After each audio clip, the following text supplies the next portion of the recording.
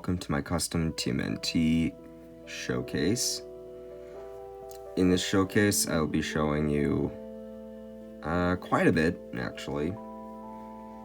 A couple full-on customs, as well as some improved figures. So, let's start it all off by the most custom figure in this showcase, the Shredder. Starting off with the most custom figure here, the Shredder. Now, there's quite a bit of things to actually note on this minifigure. First off being that this version of Shredder is pretty much entirely my own design, which is quite interesting. He utilizes some dark purple right here for his undersuit. I don't know if you can see that too well. It might come as like a charcoal or black, but it's a dark purple. Then I gave him these, which I believe these are retractable blades, which work very well for the Shredder.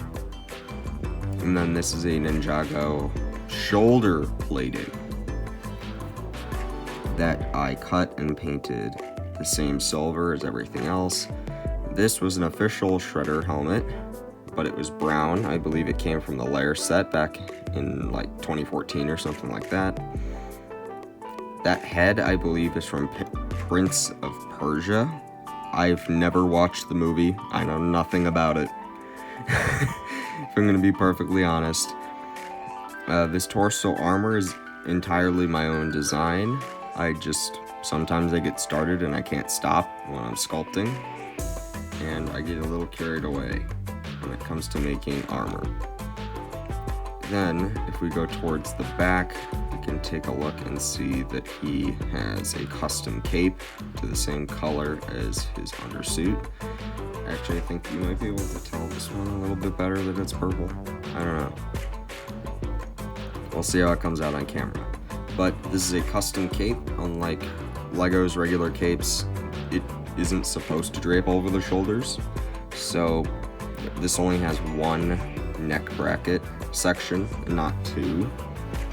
Also, very interesting thing to note is that this is actually a hexagon. We have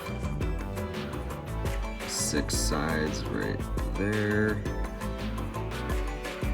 and this is mostly for amazing dramatic cape effects. So like if I did that spin it around, it looks like he might be on top of a roof or something, and his cape's billowing in the wind.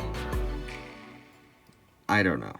All I knew is that I had full creative liberty with the Shredder here, and it was quite a bit of fun. So let's move on to Splinter. Here is Hamato Yoshi himself, Splinter. Now this is entirely based off of his design from the more recent show that I believe ended in like 2018, 2016, somewhere around there. So he has dark red robes with a brown belt going around it. This was actually cut from one of the newer dart pieces. And then I gave him the stars right here that he has in the show. And then if we spin him around, I sculpted a tail for him, and I did his little symbol. Let's get a better look at the tail. So yeah, that's Splinter. I mean, he's really not too complicated, but was just really the second most customized figure here, only to Shredder. So let's move on to the turtles. Now, here are all the turtles. There are quite a few things to note about these turtles. The first of which is that Leonardo and Michelangelo have almost no changes to them. They are almost entirely their regular own figures from the older line. The only things that I really did was add the toes. Everything else is pretty much unchanged.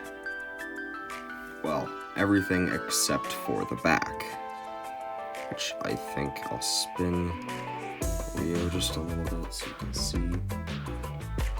I gave pretty much all the turtles ways to hold their weapons. So Leo has a place to put his swords. Raph has a place in the back for his size. Donatello has a little hook in the back for his staff. And unfortunately, Michelangelo's nunchucks are way too big to have anything to hold them.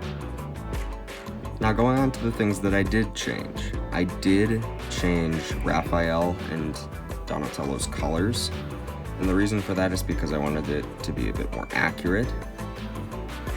You see, in the show, Michelangelo is the lightest, Raphael is the darkest. Donatello is in between Leo and Michelangelo. And Leo is a bit brighter than Raph. Now, I definitely think I went a little, just a little too overboard on Raph's colors there, but whatever, right? But I painted him a nice dark green, kind of like a swamp color, and then Donatello is an olive green. I did, however, go through and weather their shells. I think probably the best one to show for this would be Michelangelo. There. You can see that the cracks in the shell are a bit more prominent, meaning that you can see them a bit better.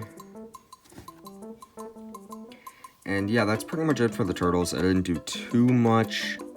I did what I believed to be just enough. I originally wanted to fully deck them out, you know, sculpt the knee pads, sculpt the chest, you know, the chest armor, give them bandanas made of actual cloth, but I decided against it mostly because of the fact that the actual printing of the shell goes onto the legs, and if I sculpted onto the legs, I wouldn't be able to move them anymore, which I do really care about. I really like being able to pose my figures. I think it adds a bit more personality to them overall. So I decided against it. Thank you all so much for watching. If you did enjoy, then don't forget to hit that like button and subscribe to the channel. A lot of the people who watch my videos aren't subscribed, so if you could please do so, that would really make my day. Also, it's completely free, so why not, right? I mean, you can always change your mind. And I will see you in the next video. Bye.